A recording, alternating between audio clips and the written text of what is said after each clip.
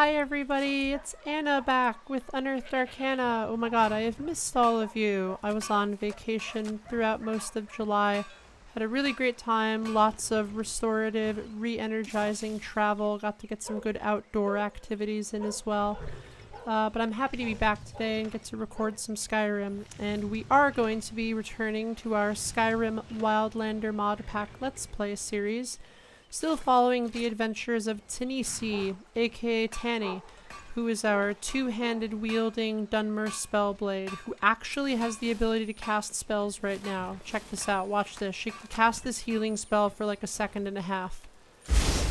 Hell yeah! We can cast an armor! It's a miracle! These guards are super not happy with this, but that's okay. They'll leave us alone in a second. Also, we are co-starring Sergio. Aw, she's the prettiest of horsies. Good girl. We also got this random Falkreath goat hanging around here, just like wanting to participate in the introduction. Got a fun episode planned for today. We're going to be doing the Golden Claw quest over at Bleak Falls Barrow, which is the quests that I feel like most people do this in vanilla Skyrim as like one of the first main quests, but if you haven't done it in Wildlander, it's a little bit different. It's got some harder aspects to it that we'll talk about today. And then we'll also probably head over to Mossmother Cavern to fight some spriggans there. Runel is a priest of Archay in Falkreath, and his journal has somehow been lost in Mossmother Cavern. So we're going to go there and fight some spriggans, then we'll also go kill some Draugr as part of the Golden Claw quest. For folks who've seen this series before, feel free to skip the recap and jump right ahead to the gameplay section. Otherwise, I'll just do a quick recap to get everyone caught up. So we are playing the Wildlander mod pack, which is one of those Wabbajack mod packs you can download pre-configured through the Wabbajack tool. I've added a few mods of my own as well. But base Wildlander has dozens of mods in the mod configuration menu, plus hundreds of more on the back end. And it just makes the game look and sound better. It adds more survival and role-playing options. It makes combat harder. It's definitely my favorite way to play Skyrim in 2025, and I encourage everyone to check it out. We also have 3 rules that we're using for our character Tani, in addition to the basic Skyrim Wildlander mod pack additions. We are playing a permadeath run, so if Tani dies, that's the end of the run. We won't be able to reload the game or anything like that. We're using unpaused menus as well, so even though Tani is moving around here, I will have to access our scrolls and potions and other items in our menu in real time. I can also make use of the favorites menu via SKYUI and hotkey some of these things and access them here. Finally, we're also using our no HUD option for Wildlander. So even if I have a spell in my hand or a weapon in my hand, there's no crosshair on the screen. There's also no resource bars, no compass or anything like that. I think it just makes the game, all 3 of those custom rules makes the game a little bit more engaging, makes combat more difficult, and definitely makes it more fun to watch. Last episode, we went over to the Falkreath bandit triangle and cleared out a bunch of bandits here. We initially started out in Whiterun at the beginning of the episode. Tani is a member of the Companions, and they had a quest for her to go kill some bandits at Knife Point Ridge. So we took that opportunity to just kind of wander down through Falkreath and do a lot of other bandit areas throughout the province, or throughout the hold of Falkreath. So we went down to Helgen, and we killed the bandits that had taken over Helgen Keep, starting around level 11 is when they move in. Then we went to Orphan Rock and killed a Hagraven and her witch coven.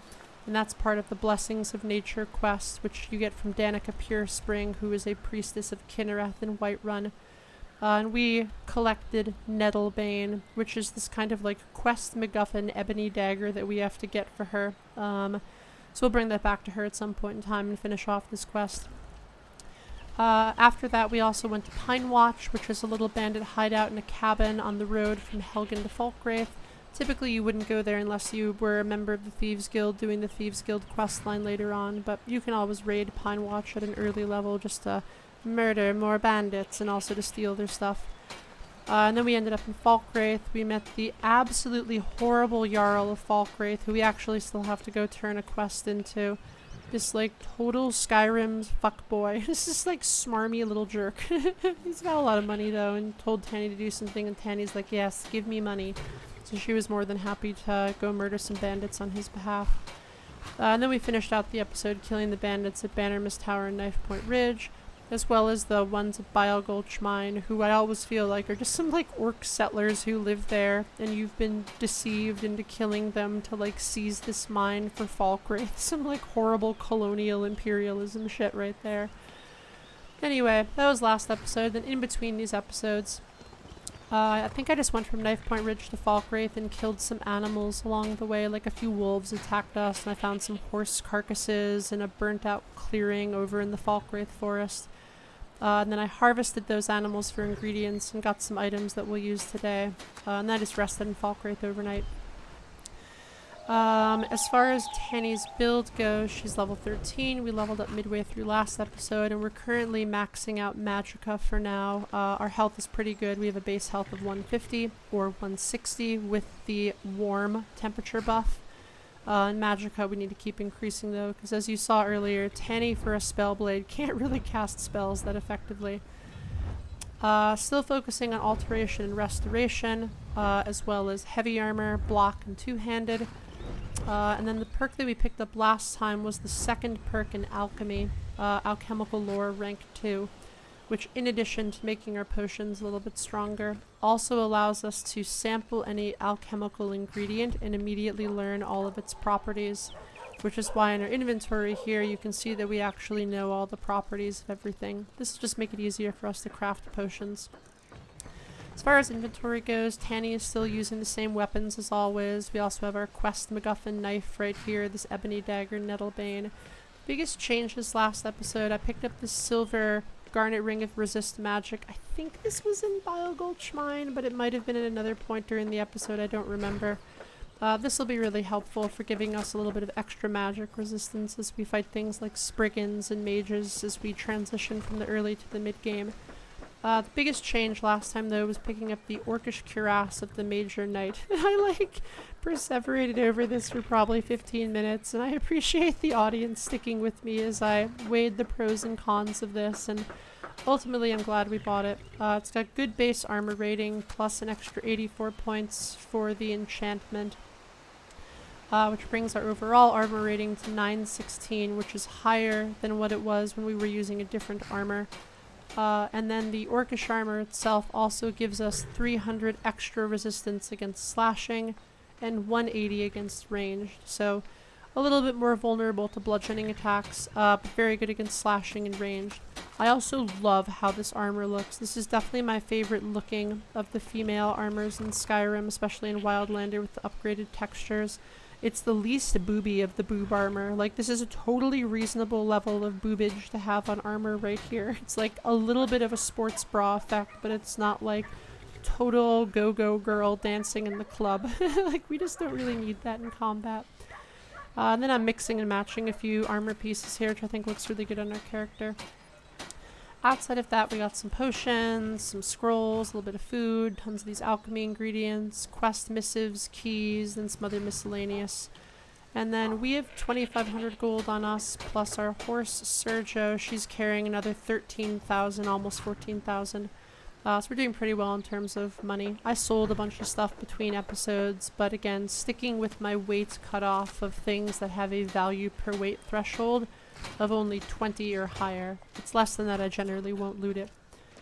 And then Sergio also has some kind of random weapons on her. I'll use the silver greatsword later to kill the Draugr. Some armor that we've been kind of collecting both for ourselves and for potential followers we pick up along the way. A few potions, some scrolls. I'll grab this beef stew because we'll need that for fighting the spriggans. Excess alchemy ingredients here. Skill books, and then the valuable gems and soul gems as well. Okay, I think that's it for the recap. Let's go turn in our quest to Jarl Siggeir. I forget which bandit he had us killed. If it was like, I think it was the Bile Gulch mine leader. Like, he's the guy that wanted us to go kill those orcs and like colonize their mine. It's really, really horrible. Oh, that's okay. Tanny's not exactly the social justice warrior that we need in this modern day and age IRL. Like, Tanny would probably work for evil administrations if they paid her well enough. But God, look at this fucking guy. Jarl Siggeir is a real dunce. He's just so horrible. Oh, fuck you, dude. He's got this like silly little goatee right here, and he's just like totally man-draped over this throne. Funny thing is, I think he's actually pretty high level. Let me take a look here. He's like level 60 or something. He has low stats though, like we'd kill him in a single power attack. God, he has spells? Oh, he doesn't have real spells. He has like kind of like spell effects on him from his perks. I love how he also has this like ebony sword on him for despite being someone who like would die in a single hit. Anyway, let's go talk to this loser right here. This is the kind of boy that you meet up on Tinder and Grindr and you know which way you gotta swipe on this one. It's like, nope.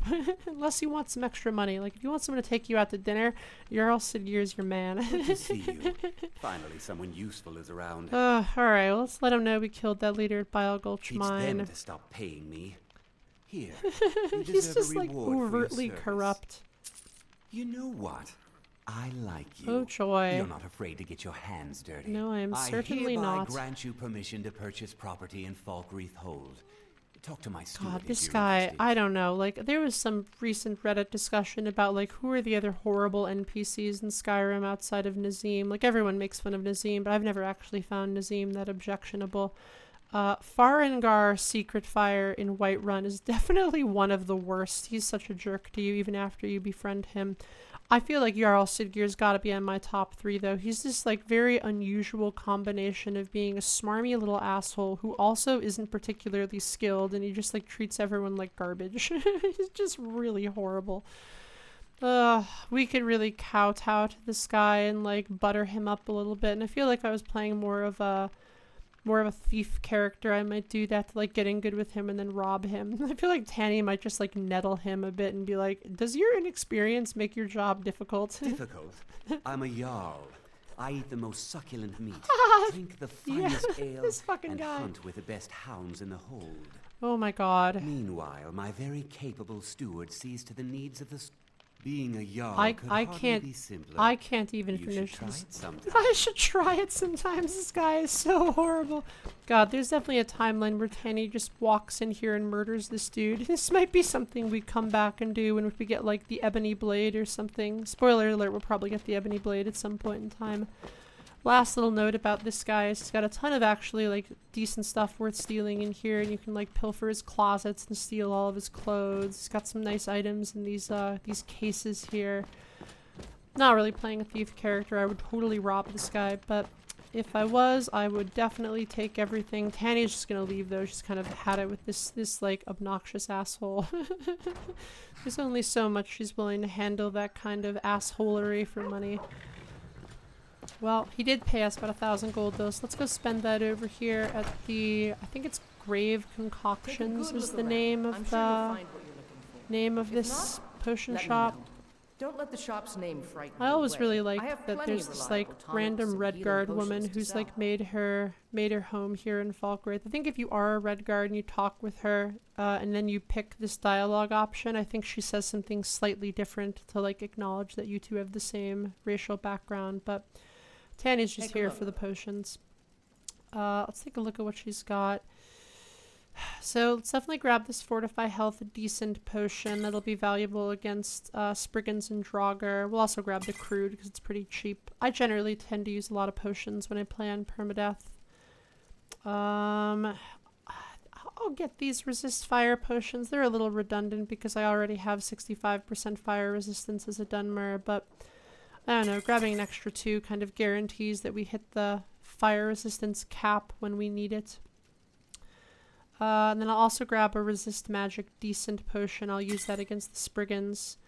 And then I'm also going to use some Resist Poison potions against Spriggans, so I'll grab 2 of those. Other than that, I don't think we're going to get anything else here. I'll get this 2-handed good potion that's pretty solid, and there's definitely some fights where we'll use that. Then as far as ingredients go, I'm probably not going to do a lot of shopping for alchemy ingredients just yet. There's some specialized potions that we might need later, but I think for now, we'll just keep the episode moving. Okay, let's go back to Sergio and kind of do a little bit of inventory organization before we head out of town. I also have to do a little bit of crafting as well. So let's ditch the resist elemental damage potions on Sergio. I think I'll leave the decent on Sergio for later. Actually, spriggans are scary enough that I think I'm just going to use the decent, and I'll save the crude for later. And I'm also going to save the resist poison one for the spriggans, which we'll talk about in a second. Don't need these magic potions, so I'll leave those on the horsey, and I don't need these really stronger two-handed potions either. I'll save those for later. And let's also save the decent health potion for Bleak Falls Barrow. We'll use that at the very end. Same thing with the armor rating and the block potions. Okay, looking a little bit better there. I'll put some of this excess gold on my horse too. And then let's go over to Sergio, and you'll see I got these 9 animal bone larges. I got these from the like 4 or 5 wolves that I killed, plus the 2 horses that I found dead in the forest. And if we go to our crafting toolkit, we can open the survivalist toolkit here, and then convert these into bones of Hircine. Bones of Hircine give us that passive stamina regeneration bonus. I think they also give us like a little bit of fire resistance, or maybe it's frost resistance as well. But the main reason we're using this is obviously for the stamina buff. Between Mammoth Tomato Stew and the Bone of Hircine, we will be more or less stamina neutral when we sprint, which is what we want to strive for as a heavy armored character. Really nice weather this morning in Falkreath, so we're going to head out now and go straight to Mossmother Cavern, which is over here.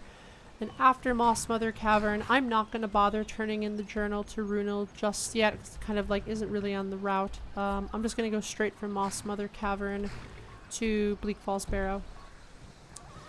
Let's talk about spriggans, because Mossmother Cavern is where the spriggans are. Actually, before we do that, let's talk about the quest. So Runel has this quest to go and find his journal. And that quest can take you to a few random locations across Falkreath. If you haven't cleared out Embershard Mine, he'll sometimes send you to Embershard, which is obviously super easy and like kind of an anticlimactic way to finish this quest. He also can send you to South Fringe Sanctum over here. He's one of the few people that actually send you to this dungeon. Which isn't super hard, like as you saw in one of our previous episodes. Like there's some mages there, but they're not the scariest mages you can encounter, but they have some good spells like Ice Storm. Runel sent us to Mossmother, which is probably like the middle difficulty of the options. Like it's totally doable for a level 13 character, but we have to be a little careful. The hardest 2 options he can send you to is Haldyr's Cairn, which is a ghost and Draugr dungeon that's on the Falkreath border. The ghosts there are pretty scary, particularly the ghost mages. Those can kill you really quickly. And the boss of Haldyr's Cairn can also be a little difficult, although with a 2-handed silver sword he generally isn't super hard.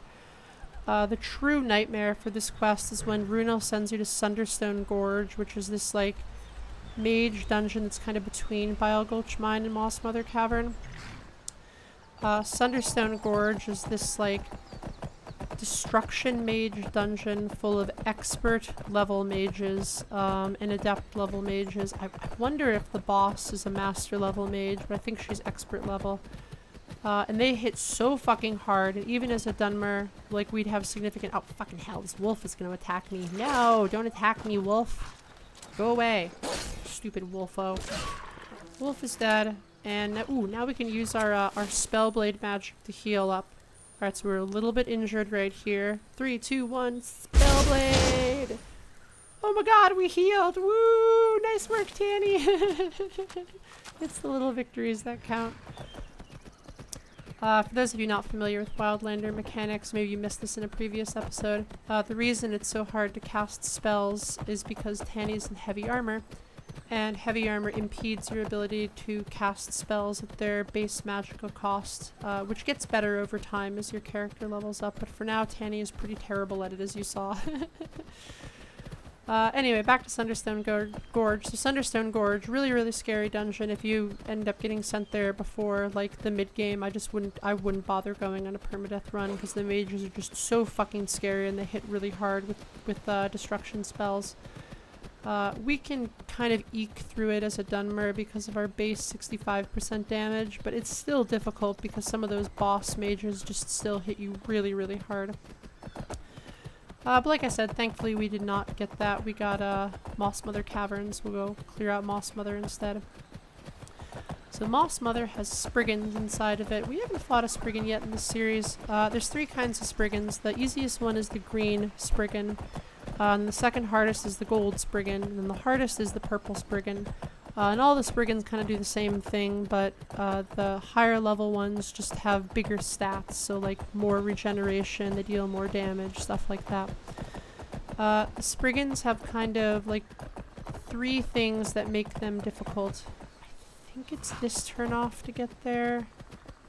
Maybe it's the next one. I think it's this one. We'll find out in a second. First thing that makes spriggans difficult is they have innate regeneration, which is higher than that of a troll. I think this is the wrong turn. No, back. Especially on the buffer spriggans, like the purple ones, they regenerate super fast. And really the only way to offset that is with fire. You have to actually burn the spriggans. Here is the correct turn off. If you use poison, which does work to offset regeneration a little bit on a troll, it does not work on spriggans because spriggans have 100% immunity to poison. Alright, so that's the guy we're going to talk to in a second, and here's Moss Mother Cavern. In addition to the regeneration abilities, spriggans also have a... This poor guy is like remarking on how much blood he's lost. In addition to the Spriggan's ability to regenerate, they also have a claw attack that does physical damage plus poison damage. Hits really hard, but like you can block it. It's not really the scariest part of fighting the Spriggans. Scariest part of fighting the Spriggans is they have this ability, and I think for Spriggans it's technically a destruction spell, but for us it's a conjuration spell. And like in the conjuration novice tree, you can get this spell called Summon Swarm. Spriggans can do that, but again, I think it's technically a destruction spell for them. At least it was in vanilla. And it blasts you with like this magic poison damage that just will absolutely melt your character with a damage over time effect unless you have a lot of poison or magic resistance. Even if you chug a remarkable health potion, it will damage you through that potion, particularly on the higher levels of Spriggans. Then the last thing the Spriggans do is after you get them down to like, I don't remember, it's like 15% or 20% HP, they curl up in a little ball and then self-heal back to full, and then they'll fight you again, but you can burst through that if you have enough damage. Tani does not have a fire weapon, but because we're using a two-handed greatsword and because our character has enough perks, we should be able to kill the Spriggans just with power attacks. At least that's what the plan's going to be. We also have this potion which will help us deal a bit more damage. Okay, but before we do that, let's go talk to this guy who's like whining and complaining about blood. Oh, you look just fine. Maybe not that fine. I'm not sure I'll make it on my Actually has a lot of blood. Oh, this poor guy. Tani's like, you look fine, buddy, but he's like very clearly bleeding pretty badly. Let's talk to this guy before we go inside the cavern. Thank Kinnereth for you, stranger. I'd almost given up hope of walking away from here. I like to imagine that this dude legitimately can't walk right now. He's got like gigantic fucking biceps, but like I feel like with this much blood he's probably too lightheaded to walk. I always find this guy really funny because like he's lost both of his friends are dead and he's like almost dying out here. But when you ask him who we are, he's super chipper about his reply. Name's Valder. Out of Falkreath. We tracked a bear to this den. He's just like... Good coin for those pelts. We had the big sow cornered when they showed up. He's just very, very positive. Spriggans. Right, we don't need to... I may have lost a drop or two of blood. Yeah, you did lose a drop or two of blood, buddy. I'm not going anywhere like this. Okay, let's Thank you. heal Please this hurry. guy up. I'm going to do a lot of role playing. Turns out this isn't really like a significant role playing run. We can give him a potion, or we can heal him up with any of the healing aura on target spells, or like any restoration on target spells. Because I can't fucking cast the spell because of my stupid fucking spellblade abilities are so bad right now. So now we're just gonna have naked Tani with like random blood of her own on her. It's just gonna heal up this guy right here with the healing aura. Boop. Much better.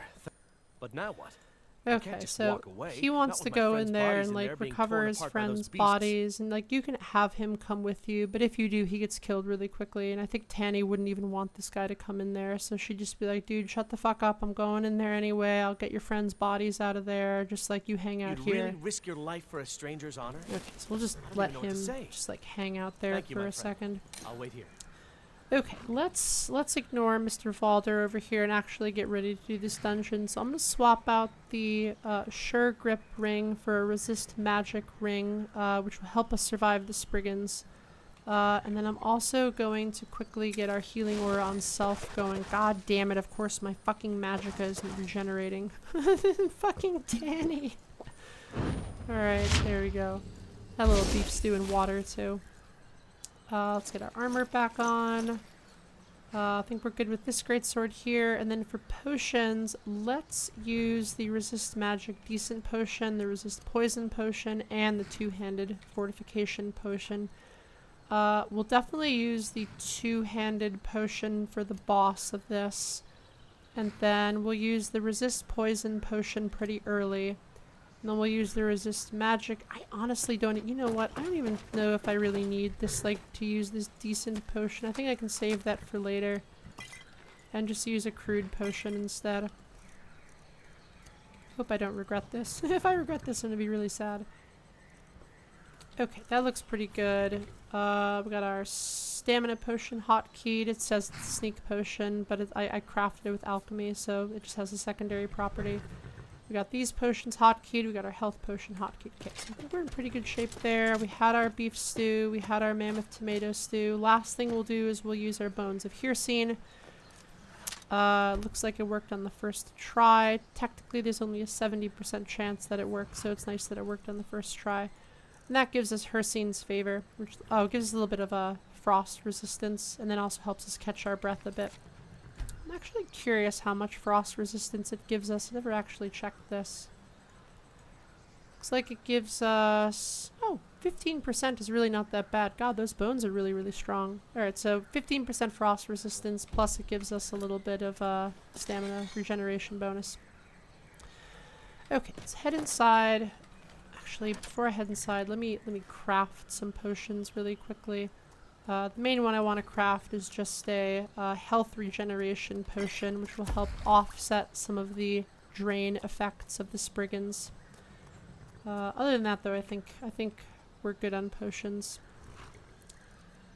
Okay, everything looks good there. Let's head inside and go fight these Spriggans. The boss Spriggan, I think, is always a purple Spriggan in here, and then I think the other Spriggans that spawn in here are random. Sometimes they're green, purple, orange. But I think the boss is always purple. It looks like our first Spriggan here is going to be a green Spriggan. So I'm just going to pop our... I think I'll just use our resist poison potion, just run the Spriggan down. I think I can probably kill the Spriggan in one hit and a power attack. So we just deal a lot of burst damage right now. But you can see that, like, there's a little bit of health drain going on. Let's use our health regeneration potion to start to like offset that a little bit, and then we'll just keep moving. Tani can also heal herself using her amazing Spellblade abilities. Let's keep going here. Oh my god, there's a fucking bear right there. I'm really glad that bear didn't attack me. Jesus, bear. Come on, bear. What's going on? What's up, bear? I don't know what this bear is doing. This bear is just like letting me slash it to death. Oh god, I feel so bad. I'm sorry, bear. Oh, it feels terrible. This bear was just confused. I always feel bad when I kill bears. That's the animal I feel the worst when I kill. Wolves are assholes in this game, but bears I feel really bad about. Okay, there's one spriggan there. It looks like it's a baby spriggan, one of those green ones. It's not very big. I also love how it's like hiding behind this tree and like doesn't quite fit. It's like if I was hiding behind here and I'm like, you can't see me. You can't see me. It's like very cartoonish. So let's kill this spriggan again. Probably 2 hits. It's really easy to kill the green ones at this point in time. Gives you a sense that you just like don't really need to have a fire weapon to kill green spriggans. There's a purple spriggan up there, which is going to be a little bit harder, but I think we'll still be fine. Ooh, there's a trap somewhere down there. Jeez, that's scary. Let's use our stamina regeneration potion, and then I'm also going to use our fortify health potion.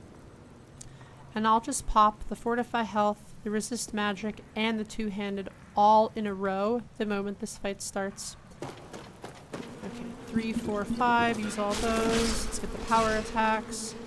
Get another power attack. Oh, that was actually a lot easier than I thought it was going to be. Took a little bit of damage there, and you can see that that poison dot is still impacting us. Hoping to kind of see what the debuff was, but I think we killed it too quickly.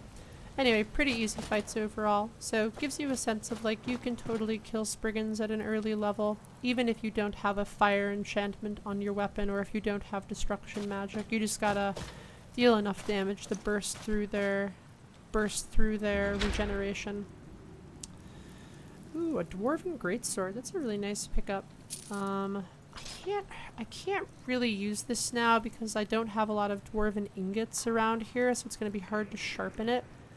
But I will pick this up for later because if we end up getting to a point where we find dwarven ingots, that'll be a nice complement to our dwarven armor that we'll probably collect over time. Then we also grabbed Runel's journal. Runel's journal is actually pretty fun to read. Like, I'm not going to read through the whole thing, but it goes back in time to like actually during the previous war that happened against the Altmeri Dominion. And it talks about his journey from being a battle mage to a priest of Arkay. Kind of a cool story and little like lore implications of that, but check it out yourself. Not gonna spend a lot of time on that here in our run. There's also a gold ore vein over here that some people forget about, so if you're doing any kind of mining you can pick up some gold ore there. And then there's always a leveled two-handed weapon and a shield down here, but it looks like the weapon is just an iron warhammer, which is kind of terrible.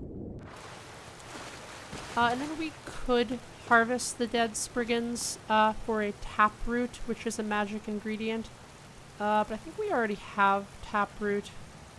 Maybe we don't. Huh. I will harvest it just to grab some taproot because I like having the ingredient in my inventory. We can eventually turn taproot into spriggan sap, but taproot combined with salt makes a fortify magic regeneration potion, which will be nice to have when we fight the Draugr. Not gonna worry about this bear though, like I could harvest that for some bones and ingredients, but I just want to keep the episode moving. I will look for some Namira's rot around here. I think this is Namira's rot. Yeah, that was Namira's rot. I think this is as well. Right? Namira's rot? Yeah, it's Namira's rot. Namira's rot's a nice ingredient because it combines with our juniper berries to make that health regeneration potion, which will help kind of keep us sustained as we clear out dungeons. And then this is one of Valder's friends that died when they went to go hunt these bears. I always feel bad looting them, but I don't know, I don't think Tani feels that bad about it. Last kind of point of interest in Moss Mother Cavern is don't forget to grab the soul gem in the chest up here. I think people just forget to do this a lot of the times. Can I get it on the first try? Oh my god, I got the adept lock on the first try. It's a fucking miracle. Ooh, nice little soul gem in there too. Okay, let's head out of Moss Mother and we'll turn in this quest of Valder. We'll let him know that we killed the spriggans. He can go like bury his friends now. Then we'll head over to Bleak Falls Barrow. I also gotta save the game. I haven't done that in a while and I'm always so nervous about crashes after having a crash a long time ago. It's done then. Justice, if you can call it that. Yeah, Look, I don't know if it's justice. Like, y'all were hunting a poor bear. Ari gave me this dagger when we first started hunting together. I always said it brought her luck. You should be the one to carry it. I'll give him a proper burial. So he gave us this dagger. I always thought it was weird that like Falder, after you do this quest, is not a follower that you can recruit. Like I feel he should be, but he isn't. And he gives you this dagger, Valder's lucky dagger, which his friend Ari gave to him, and Ari's body is in there, so Ari probably should have held on to this dagger. I honestly feel pretty superstitious about this dagger. It's completely irrational, but I always like to rationalize that, like, well, Valder had this dagger and somehow managed to escape those fucking spriggans. So if it was good enough for Valder escaping 3 spriggans, it's probably good enough for me. So I tend to be superstitious and like I actually leave this in my inventory. Like I said, this is like completely irrational. But I do tend to leave it in my inventory. You can make fun of me for that. I accept it. Alright, let's get some items onto Sergio here. We got that staff that we looted. We got the dwarven sword. These soul gems here. I don't know where this random wood came from. I wonder if this is from the spriggan, if we like looted this from the spriggan, or maybe this was just in my inventory and I forgot about it. We'll leave that on the horse as well. Okay, really nice clear of Moss Mother Cavern. So that was pretty easy, and you got to see us like kind of carving through spriggans even though we don't have a fire weapon. And you know, I think it's important to be able to do that in the end of the early game as you transition to the mid game, otherwise you're going to miss out on some content. But now what we're going to do is we're going to take the road alongside the lake from Moss Mother Cavern all the way to Riverwood and then up this mountain to Bleak Falls Barrow. And ideally we're not going to run into any like fucking scary vampires on the road. There's a few vampire encounters that you can run into on this road here. You can also run into some like enemy necromancer, like mage encounters as well. I think if I ran into a solo vampire, I'd probably actually fight them because I have this silver greatsword. And silver greatswords are just so good against vampires, particularly the ones that wander the road because they tend to be lightly armored. And I think like most vampires I can kill in 2 power attacks with a greatsword. But there's one encounter that we can get with vampires where you fight these super scary armored vampires. I don't want to spoiler that too much. I'm sure some of you have encountered the vampires before, the whole "you there, traveler" encounter. It's like, no, run away! Anyway, we'll probably run into that before the end of this playthrough. I wonder if that running person is actually a vampire herself. Like sometimes some of the people who run around here in the middle of the night are vampires. I'm not going to push my luck with it though. She wants to keep running. We're just going to let her do her thing. I feel like chasing after people in the dark is a bad idea. Anyway, up ahead here, there's this like light blonde golden horse. And I mentioned in the second episode that you can actually steal this horse in the early game and pick up a horse pretty quickly. You gotta like run away from this hunter who's riding the horse, but he often dismounts. Yeah, he dismounted right there. And then you can just hop on this horse while he's distracted. Kind of a nice easy way to pick up a horse if you don't want to head towards Whiterun. The only other kind of like major details along this road that we have to be careful for is there's sometimes animals that spawn along here. Like, oh, it looks like there's a big bear up ahead. I think what we're gonna do with this bear is we're just gonna like run this bear down with our horse. Alright, here we go. Get him, Sergio! Charge! Sergio just sent this fucking bear flying. Let's get our sword out and finish. No, Sergio, go away. I don't want you to attack me now, stupid bear. Oh, sorry, bear. Oh god, I don't know. I was just talking about how I feel really bad fighting bears, then I immediately fight this bear, and now I feel much worse. Let's heal up a little bit. I don't know what I'm in combat with. I'm sure it's a fucking slaughterfish because I'm near this lake. Maybe not. I don't see any slaughterfishes. I don't know what it is. Not gonna worry about it.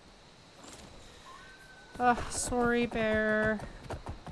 God, it's never a good sign when you, like, I feel really bad killing the bears, and then, like, in the span of the first 20 minutes of this episode, or 30 minutes, we've killed not 1, but 2 bears. It's just like, okay, Tanny and Anna, if you say so. This guy looks like he's just a random courier. I'm not gonna bother him. Sometimes you see the deer running around here, you gotta be a little careful because they'll run if they're attacked, and occasionally you can run into like bigger spiders in this area. Looks like it's just some Stormcloaks though that are hanging out at that Shrine of Talos that we stopped at in the first episode, or I think it was actually the second episode where we stopped there. Okay, let's actually start talking about Bleak Falls Barrow a little bit as we make our way over that way. In the Golden Claw quest. So I've done this quest as a Kai on a different recorded YouTube run.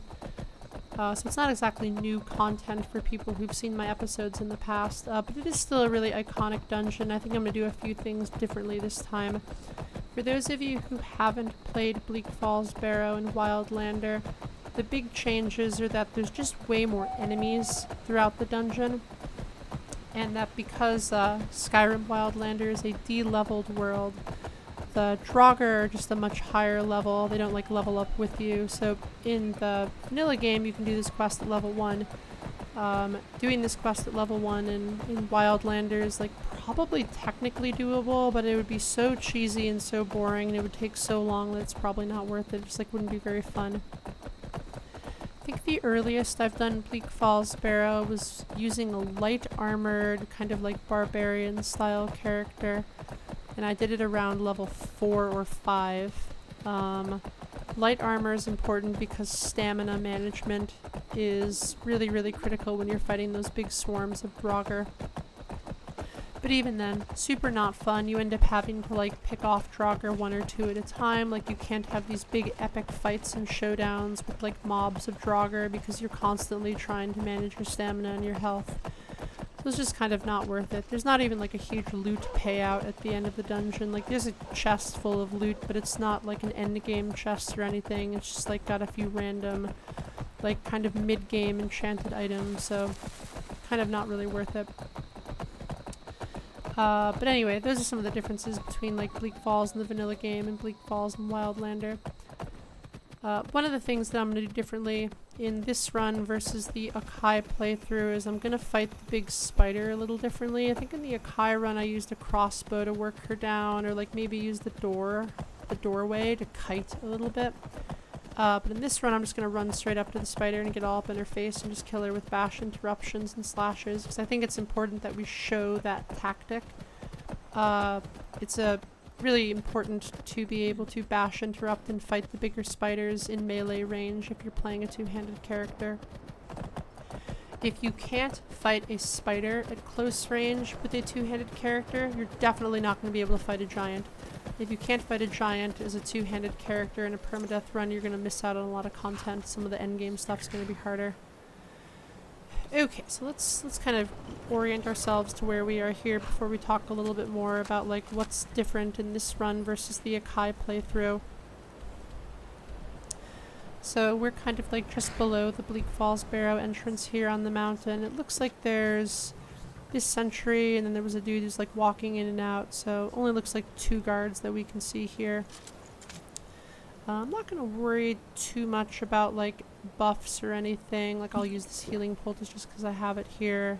Our character's thirsty and I'll definitely have a little water to fix that.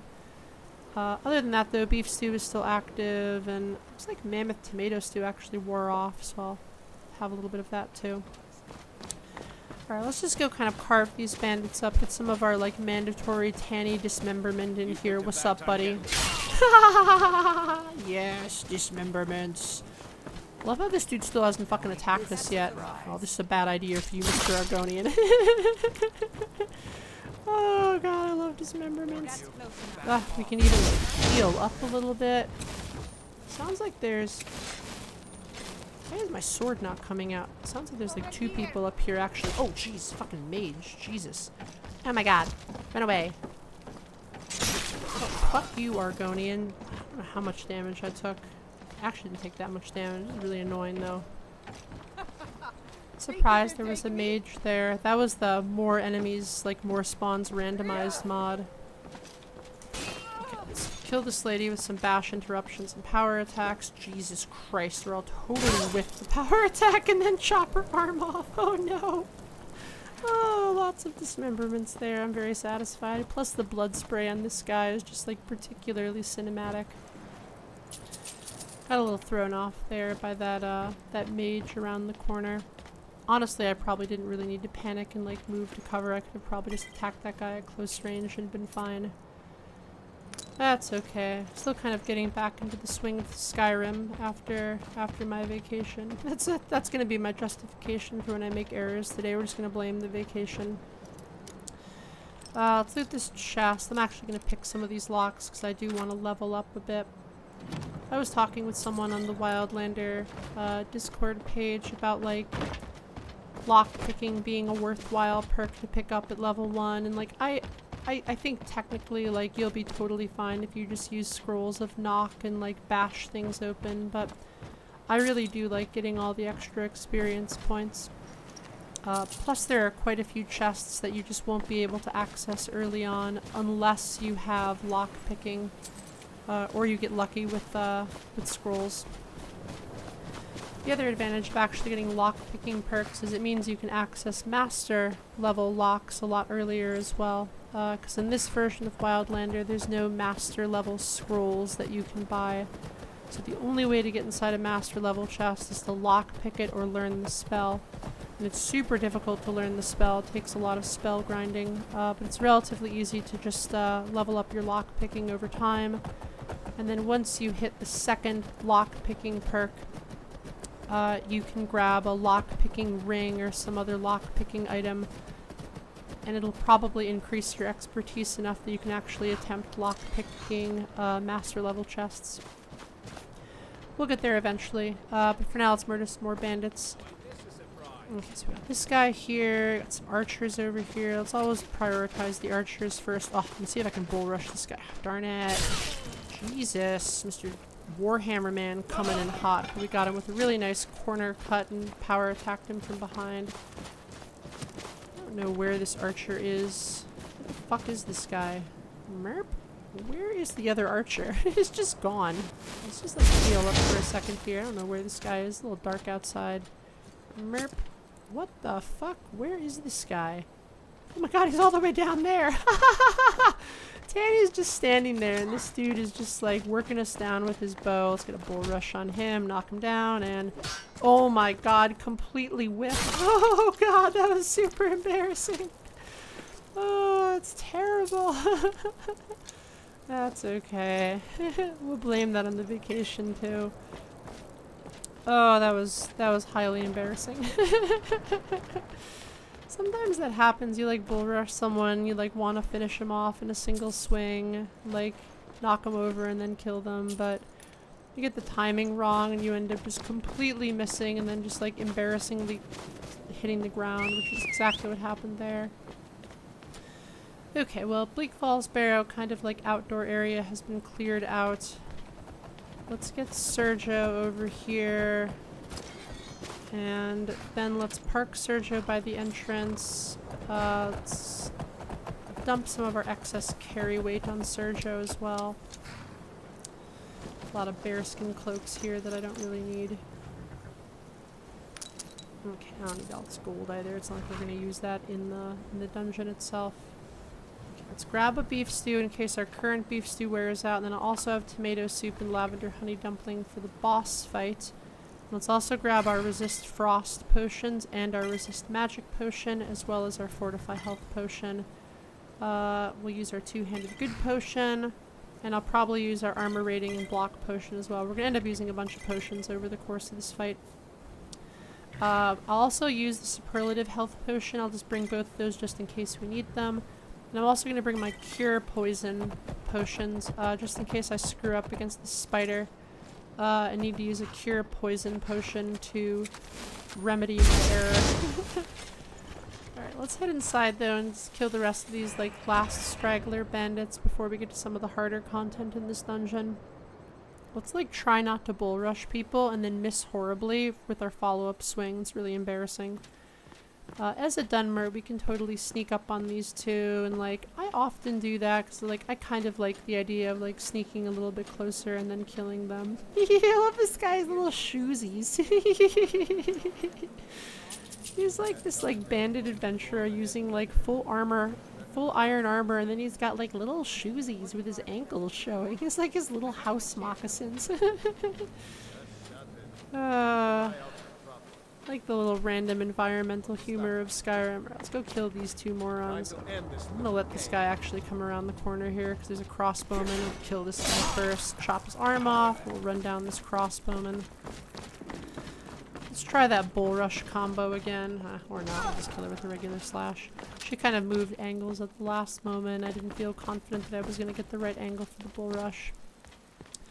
Always loot this dead guy here because he always has some scrolls on him, maybe like a soul gem fragment. And then this guy here, I think his name is random, but he always has this note on him, which is a letter from Arvel, who is the bandit who stole the golden claw. It's always addressed to Rab, but like there is no Rab. I've like checked the names of all these people and I have no clue who Rab is. So I'm just like, I decided it's just the nickname of someone here. Arvel also kind of hints at the fact that like, you know, you don't need silver if the Draugr can't see you. So like, if it's as good, you know, if that blade is as good as the undead as they say. So it's kind of a hint that silver is good against the undead. Kind of a funny little note here, if we turn collisions off and like go into the base of this, you can actually find the silver sword that Arvel got stolen from him, the silver longsword right here. But for some reason, like you can't actually get it, it's like hidden underneath the base here. Kind of wish that like in future versions of Wildlander this sword was more accessible, like maybe it was a little bit better hidden or something, but it would definitely not be game breaking to actually find the sword that Arvel's talking about in that letter. Let's pick this chest again. Like, gonna keep picking some of these locks because I do want to level up lock picking and get that experience that we'll get from the different chests throughout the dungeon. It's like the reason we pick up lock picking is in part to get the extra experience. We could just bash this open though. Jesus Christ, this fucking novice lock is just gonna be my undoing.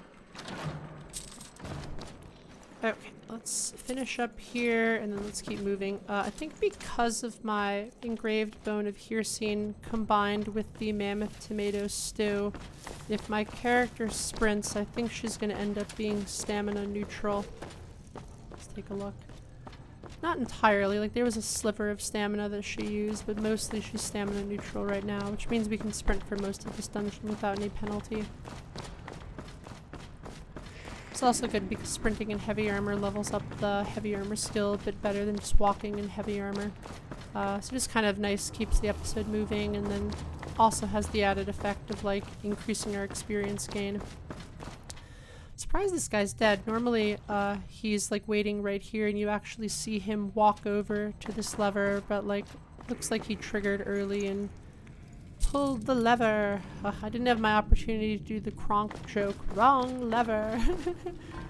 I've played Bleak Falls Barrow so many times at this point that I've memorized the combination of snake, snake, whale.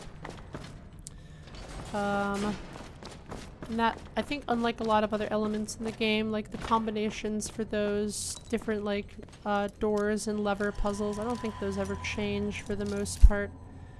Jesus Christ. Here continues the saga of Anna and Tani being fucking terrible at lockpicking. I also realized that my character's healing aura I think is worn off, so I'm just gonna reapply that really quickly. Ooh, I also need to swap out my rings. I've been using this resist magicka ring, but for now I really should not be because there's really no magic enemies that we'll be fighting. Okay, save the game. Haven't done that in a second. Looks like we did level up though. I'll level up before fighting these spiders. So let's definitely get magicka because we're going to continue to increase magicka until our magicka hits about base magicka of 150. And then for our blocks, I think, or for our level up, I think we're going to do block because I don't think there's anything else that we really have access to. It's a little early to get experienced blocking. I don't really need this until the mid game, but it could be valuable against the hordes of Draugr, so I'll just get it right now. Experience blocking does two things. It means that we regain stamina when we block an attack, which helps you be sustainable if you're blocking. But it also means that your blocks absorb a lot more damage, which is like very essential if you're fighting something like a dragon or a dwarven centurion, like things that hit really, really hard that you absolutely have to block. But if you're fighting just random Draugr, then sort of less essential. I also love how I just sort of like had no commentary whatsoever as I carved up those poor little spooder friends. I feel bad killing little baby spiders, but like with the bear, it's not like that stopped me from murdering them. Alright, let's go fight the big spider in here. This spider is not a spooder, this is a big ol' sputter. This is like a massive fucking mama spider. So let's potion-wise, let's actually make a potion of fortify stamina regeneration and a health regeneration potion as well. So let's do health regeneration, let's do stamina regeneration, and I'm also gonna do resist poison because I think that I left my other resist poison one on the horse. Yeah, I think I left the other one on Sergio. Okay, so let's use the health regeneration, the stamina regeneration, and then let's also use the resist poison 24%. So fighting the spider, I'm gonna just kind of like, did I just save? I think I did. Yeah, I just saved. So the key with fighting the big spiders, if you're gonna fight them up close, is you have to get really close to them and bash interrupt them in between their attacks. And you basically have to bash interrupt every single attack. If you're really, really fast, you can differentiate between them and then only bash interrupt the bites. But if you screw up and you misidentify an attack and they hit you with a paralysis bite and you don't have paralysis immunity, you can get permanently paralyzed by these big spiders. So we're gonna get here. So that was probably a bite. That was probably not a bite. Okay, so we killed that spider really easily. These spiders, typically the big ones have more HP, but this one's actually, I think, called like the wounded frostbite spider. So its max HP is 650, but I think it spawns at half health because presumably Arvel like attacked the spider before he got paralyzed and captured. Anyway, when we're fighting these spiders, the reason we have to be careful with the big ones is if these big ones paralyze you, you'll be paralyzed for I think it's 12 seconds, and the spider will use its paralysis bite every 10 seconds. So you can see that if your character gets paralyzed and then gets bitten, you'll never stand up again unless you have a follower to help you out or a summon that's helping you to kill the spider. And that obviously is the end of the permadeath run, so you just gotta be really careful with that. You can get out of that though if you have a cure poison potion. So if you have a cure poison potion and you get paralyzed, you can quickly chug that to stand back up, and then the spider will still wait about like 8 more seconds to use its bite again. Which buys you a little bit of time to reset the fight if you've screwed up. I might as well take that 1 gold piece. I also love how I'm just like randomly looting and totally ignoring Arvel right now because he's a smarmy little Sid Gear fuckboy. He's got that Sid Gear energy. I think it's something about the facial hair on these guys. Like, oh god, he's just like looks so smug. Alright, let's talk to Arvel here and like see if he'll give us the claw. Now cut me down before anything else shows up. No, bro, you give me the claw. Yes, the claw. I know He's how all it like works. buddy with us. He's like working his hustle still. I know how they all fit together. Help me down and I'll show you.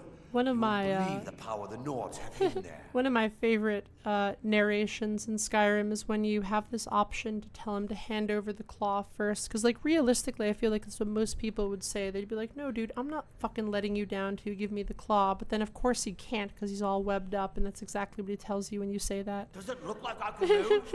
You have to cut me down first. It's a reasonable point. It's a reasonable point. This guy definitely can't move, and the web is probably encased in spider web, or the claw is probably encased in spider webbing.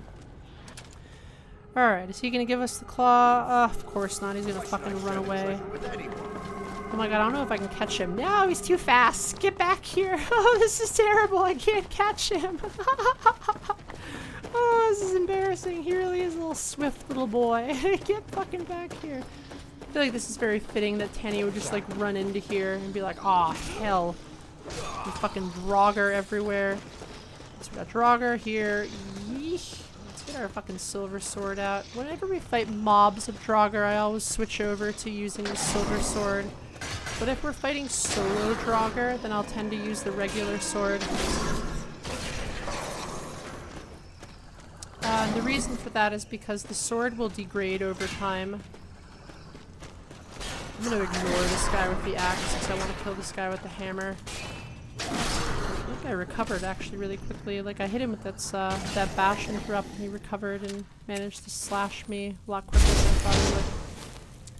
Anyway, so Draugr. Haven't fought Draugr in this episode or in this series yet. Silver swords are really good against Draugr because they have an additional 50% damage bonus against the undead. So instead of this sword dealing 195 damage, it does, what's half of 195? I don't fucking know, 90 something?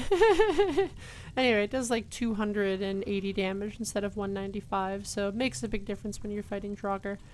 Draugr themselves are pretty scary. Like if we actually pull them up here in the stat menu, ignore their level. I don't know why it says they're level 1, it sort of doesn't matter. But as far as their perks go, Draugr have 2 points of focus in all of the different weapons that they could be using. And like this is the same focus that our character can earn in a weapon. So like if we're playing or fighting against a Draugr that has a warhammer, that Draugr is going to have 2 points of warhammer focus for an extra 30 armor penetration plus extra power attack damage. So Draugr are pretty scary. We just gotta respect them. They're pretty easy to fight in terms of just like getting their timing down, but if you're fighting too many of them and you get your timing kind of off a little bit, you can fall behind against Draugr and then they can quickly overwhelm you. In general, when you're fighting Draugr, especially as a heavy armored character, you really gotta prioritize these hammer guys and the mace guys, because those are the people that have high armor penetration. And we have no bludgeoning resistance, we have slashing and ranged resistance. So we can mostly ignore the slashers and the axe people as long as we focus on the hammers and the maces first. Draugr are also pretty easy to bash interrupt because their animations are a little slower than other enemies, a little more predictable. But let's loot poor dead Arvel here and grab his journal, and I'm not going to read through it. It's really only 1 page too. Like I kind of wish there was more lore here about like how Arvel knows Lucan, like confirming my skooma dealer theory from the last episode. But we also get the golden claw from him. I'm just going to refresh myself. So it's bear, moth, owl. This is one that I often forget. Like I sometimes swap some of the order there. Bear, moth, owl. I can remember that. Alright, let's go kill some more Draugr. Now that we've killed those 3 Draugr over there, I'm going to switch back to my regular greatsword and use that to kill the solo Draugr here. And the reason I do that is because when I use the silver greatsword, it degrades it over time, and I don't want the silver greatsword to become too dull by the end of this dungeon. Oh, that's a fucking Deathlord right here. I was able to kill. Jesus, I'm so glad that other Deathlord, the second Deathlord, used his shout when I wasn't quite out in the open, or that would have really sucked. You can see here that like this Draugr Deathlord, the one with the spiky helmet. Ooh, jeez, I almost missed that block right there. His like weapon has disappeared, and there's like a graphical glitch there that if he like shouts and his weapon isn't like fully holstered or something, then his weapon will disappear. Didn't take a lot of damage there. Okay, so pretty clean fight against the Draugr there. We had 2 Deathlords, but I was able to kind of commit to killing this first Deathlord before she arose. And you can always tell the female Draugr Deathlords because they're a little thinner. No less scary than the other ones though. I think they have the same stats as the male Deathlords. Their model's just different. But that one Deathlord, he fired off his Fus Roda shout, which you got to see for a moment as it blasted through the pillar. But for some reason he didn't angle it correctly, so it didn't hit me. I am confident we'll get hit by a Fus Roda shout by the end of this episode. It's really horrible getting hit by one of those. Let's run through this. I feel like in heavy armor I always have to stop there, but like maybe there's a way to do it with just like get the timing perfectly. I'm gonna use the silver greatsword here because I really want to kill these guys quickly. A bunch of them kind of spawn and we can power attack and kill these people as quickly as possible. It'd be really, really great. Oh fuck, there's a fucking frost mage here. Oh, this is really scary. We're gonna have to move. Yeesh! Got stuck in the corner against the frost mage there. Let's just like reset this for a second. Killed that guy. I really want to isolate this frost mage.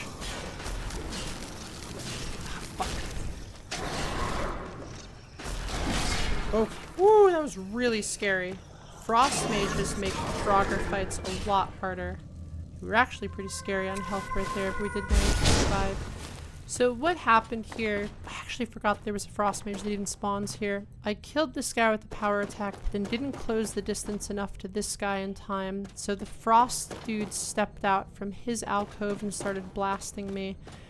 Surrounded by Draugr, taking too much damage. I popped a health potion, just kind of displaced back to here. I ended up actually using a remarkable potion for that, which was probably the correct decision because I took a lot of damage. Killed this mace guy before his friends came around the corner, and then I prioritized the frost mage because the frost mage is going to kill me much more quickly than this guy with the battle axe. Frost magic drains your stamina and your health, which is sort of a death spiral in Wildlander. So I tried to get a few bash interrupts on this guy and then killed the frost mage before I turned my attention to the axe wielder. Really scary fight, but I think I handled that generally pretty well. Like that could have been a real disaster. That's the kind of fight that on a permadeath run can easily end your run if you're not cautious, but I had my hotkeys and I was able to use a stamina potion as well. Gotta remember that when you're playing a permadeath, you have to use your consumables. Like, your consumables are just so important for just making up for small little errors that you might make. Let's kill this guy. This guy's alone, so I'm just gonna use a regular greatsword for him. Should be able to kill this guy in just like a single power attack with a follow-up, or a single slash with a follow-up power attack on the back. Anyway, you just gotta be really careful with those frost mages in particular when you're clearing out Bleak Falls Barrow. This is the main reason it's hard to clear Bleak Falls Barrow at a low level. Not really the axes and the swords and the hammers, it's the fucking frost mages, because if your character is not a Nord, or maybe like a Breton who has innate magic or frost resistance, that magic just kills you so quickly. Thankfully our character does have a little bit of magic resistance, plus has some frost resistance from that bone of Hircine that we used earlier. Oh geez, our beef stew wore off. I'm gonna have some beef stew now before we forget. It's back to full, so I think we're good on health. Let's loot this chest and then just keep moving through the dungeon. There's only a few more Draugr left for this floor of Bleak Falls Barrow, and then we'll go fight the boss room. So for now we're just going to be mostly using the regular ancient Nordic greatsword instead of the silver greatsword. I also really recommend having 2 greatswords in your inventory, because sometimes what happens is you'll end up... This dude's really tanky. He's got a shield. Having 2 greatswords in your inventory, because sometimes you'll get disarmed by the Fusroda shouts, and if that happens, it's really important that you have a backup weapon on hand. If you don't have a backup weapon on hand, you can spend the entirety of the fight like wandering around to try to find where your sword went. And sometimes like your sword will fall in the water or something, and then it's just impossible to find the fucker. And if you have a backup sword, you can at least continue the fight without like immediately dying because you can't find your weapon. So yeah, anytime I fight an enemy that has the ability to disarm me, and I know about that in advance, I'm gonna have 2 greatswords hotkeyed to prevent the disarm related issues. Alright, last enemy up ahead. Sometimes there's 2 or 3 in this room because of the more spawns randomized mod, but I feel like that mod hasn't really triggered in this dungeon so far, because like we don't have a lot of enemies that we've seen so far. What do we got here? Okay, looks like just a dude with an axe. Let's run up to him and block this, get him with a power attack, block that, and finish him off. He's actually not dead. Now he's dead. Let's that guy's dead. Let's get this last chest here. Keep leveling up lock picking. We'll go finish off the dungeon with the boss room and everything. We also haven't used our resist frost and resist magic potions yet, which we will almost certainly need in the boss room. And in fact, what I'm going to do now is I'm going to hotkey the crude resist frost potion. Honestly, I'm just going to hotkey all 3 of these. And then if we need a frost resistance potion because we get caught out in the open or something, then that'll be our hotkey 3. I honestly should have done that before I started this dungeon. Because I probably would have used that crude frost potion when that one dude jumped us, but it wasn't hotkeyed and I didn't really want to access it in my inventory in the middle of that battle.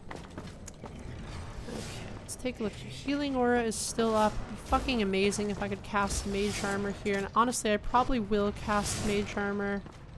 I don't know, it feels so cheesy, like taking off your armor in the middle of these fights to cast mage armor. So we got through there. Let's kill these guys. This guy's got more armor on him, so he's one of the like lesser Draugr Death Lords. Oh fucking hell!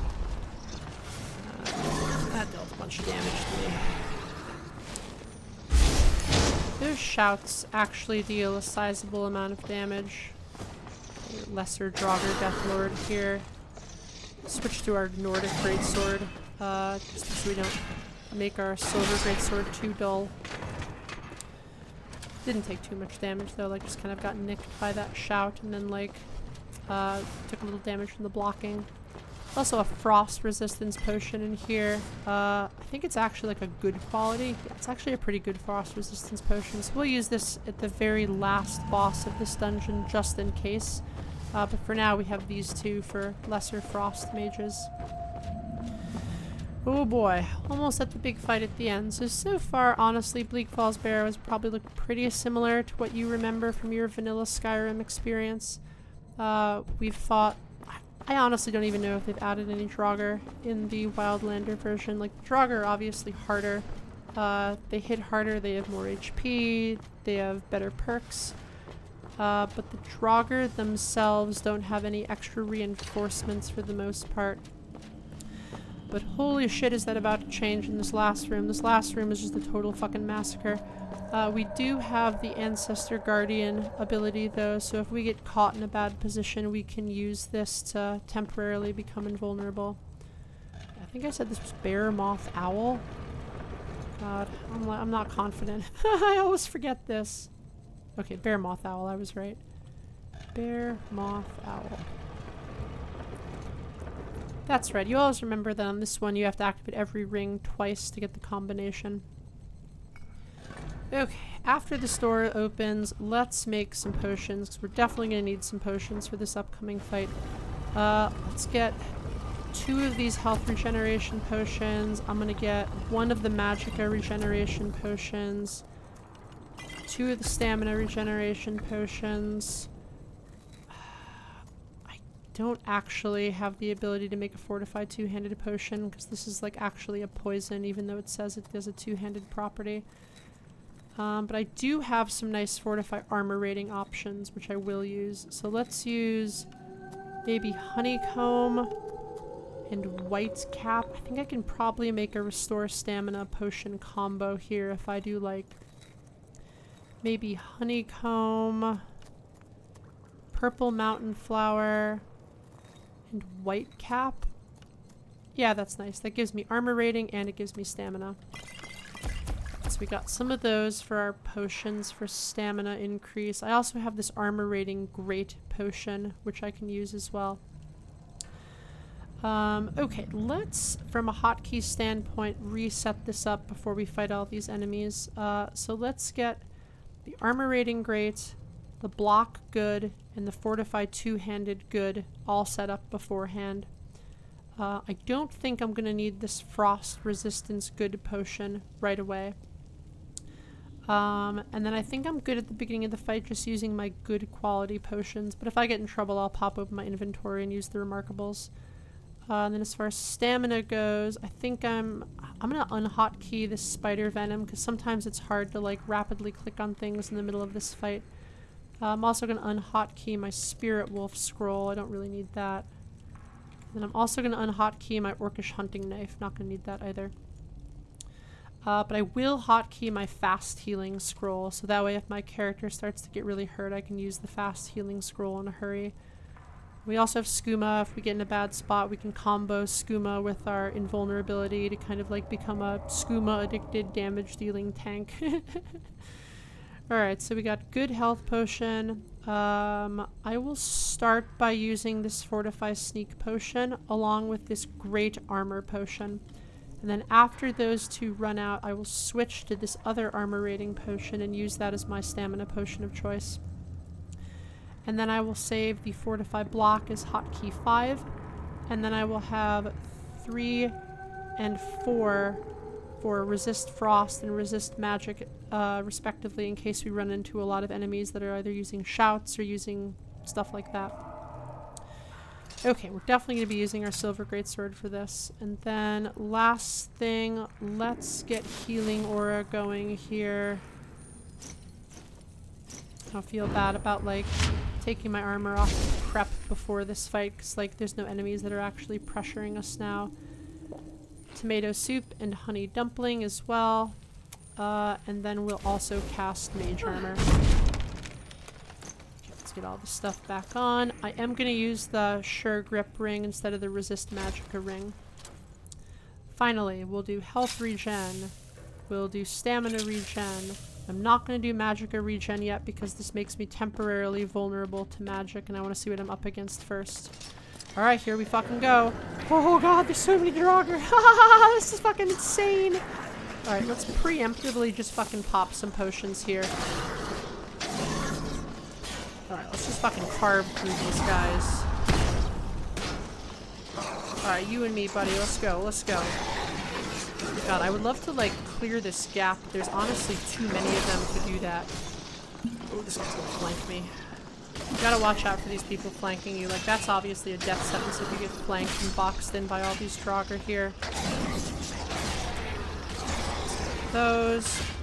Death Lords. Lesser Death Lord here. Let's pop another health potion. I'm sure we're taking a little bit of damage. Let's prioritize this great axe or the great hammer wielding guy. Okay, still doing pretty good on health. I'm gonna back up here and hotkey this Fortify Armor rating stamina potion. Let's work down this guy here. Finish him off. Pop a stamina potion. Bash Interrupt and kill this Draugr here. Flank and kill that one. This guy hit me with the hammer, so I'm gonna pop the potion. First wave of Draugr dead. Let's keep working these guys down. Let's get the block, power attack, follow up.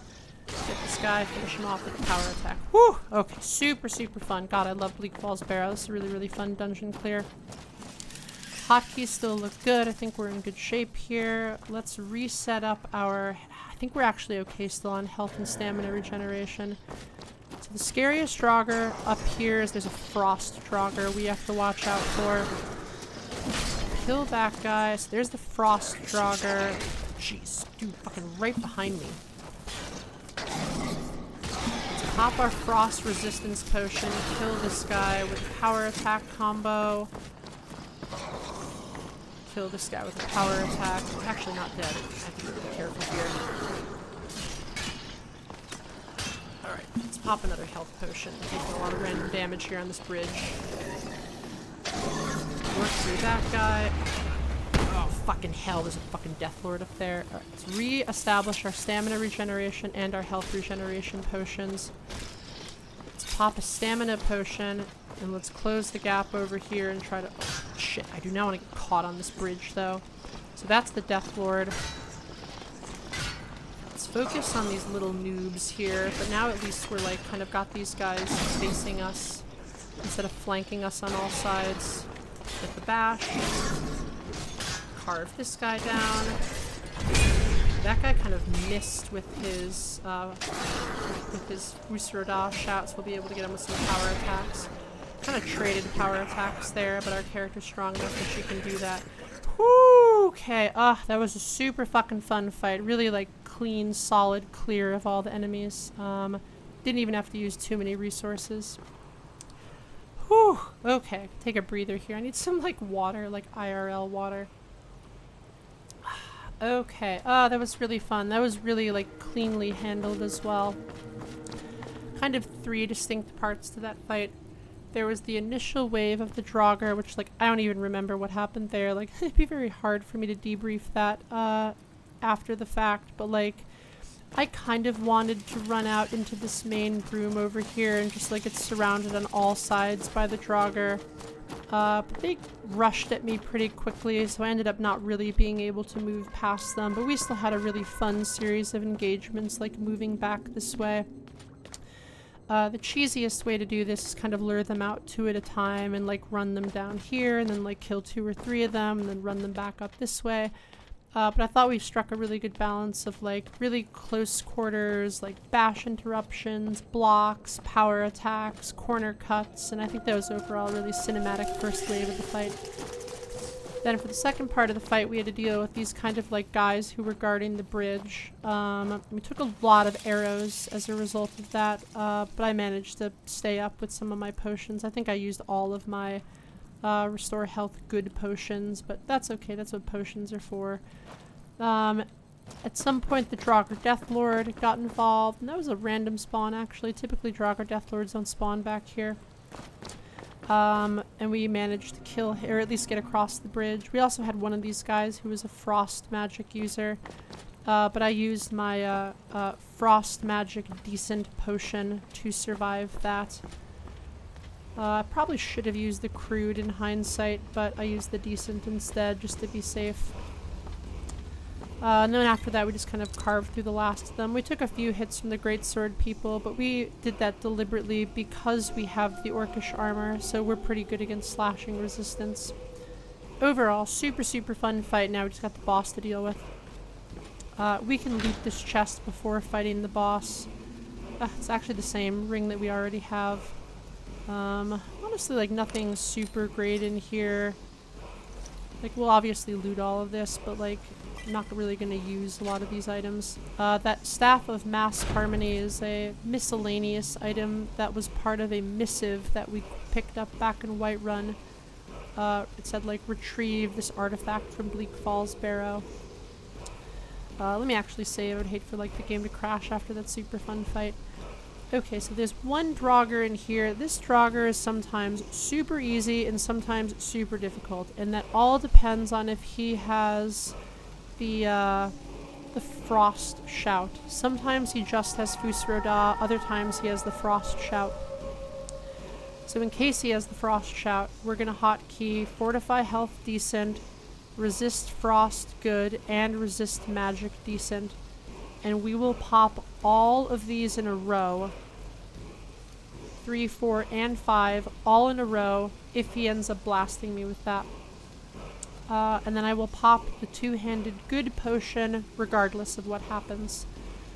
But if he just has Fusroda, then I'm not going to worry about using all these. I'll probably just ignore him and just pop a health potion instead. But the frost shout's really scary, so we just have to prepare for that. Ooh, let me briefly turn the music back on so we can hear the Nordic choir as Tani learns that she's a dragonborn. If your music's disabled, you don't hear this. Ya, ya, ya, ya, ya. Ah, that's so fun. You get to hear me singing too. So this guy comes out. I pop the 2-handed potion. Let's get it with some power attacks here. So we just used the Fusroda shout, so that's just not very scary, so we're just gonna kill him really quickly.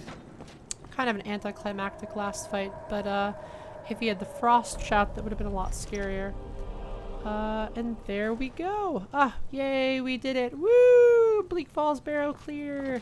That's super fun. I really enjoy Bleak Falls Barrow. It's a really well-designed dungeon in Wildlander.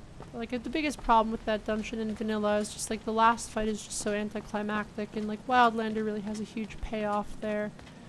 If you were playing on your own run, I recommend looting all of the Draugr, because sometimes Draugr also have soul gems on them and some random miscellaneous items, but in the interest of finishing out this episode, I'm not going to do that. We are going to go out through the back door over here. Sometimes there's a surprise waiting for us as we clear out this dungeon. But sometimes the surprise doesn't trigger if our character, like, I don't know why, like, the trigger zone is, there's this scripted encounter that happens, and it should be like the trigger zone is anywhere in this little, like, box up that ramp. Turn the music back off so we don't trigger any copyright issues. But sometimes it doesn't trigger, which is really sad. We'll see if it triggers this time. Tani just, like, very unceremoniously looting all of these flowers left for the dead. Okay, step outside here and see if this encounter triggers, and if it does trigger, then we'll have some more stuff that we have to do, but if it doesn't trigger, then we'll probably just end the episode. And I'll tell you what the encounter was either way. In my Akai run, it did not trigger, but we'll see if it triggers here.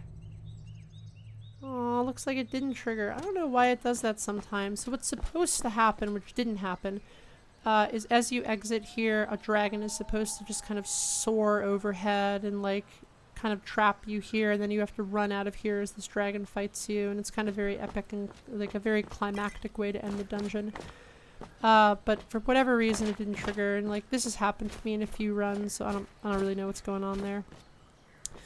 Well, that's kind of as good a place to stop as any. I don't really need to, like, showcase on video turning the claw back in, so I think what I'm gonna do is I'm gonna end the episode here, and what I'll do next time, or in between these episodes, is I will go back to Lucan, and I'll deliver the claw to him, and I'll sell some stuff at the Riverwood Trader, maybe at the blacksmith as well. And then I'll probably continue recording right after I've done that, and then we'll head back to Whiterun and turn in some of these quests, do a little bit of role playing, and then we'll see what quests the companions give us. Like, hopefully the companions give us a quest that's actually worth doing, and if not, we might just have to, like, find our own way and, like, figure out what we're going to be doing next episode. I'm actually not sure what the next quest is going to be, so I will figure that out next time. But outside of the very disappointing lack of a dragon here, super fun ending to the episode. I really enjoyed carving through those Draugr and, like, really wading into that battle and using a mix of techniques to defeat them. I hope you all enjoyed the episode. It's great to be back. If you have any feedback or comments, let me know below or on Discord. Otherwise, I will see you all next time as Tani continues her adventures and we see what other trouble she gets into as she heads back to Whiterun after clearing out this Falkreath area. See y'all soon. Bye everybody. Thanks for watching.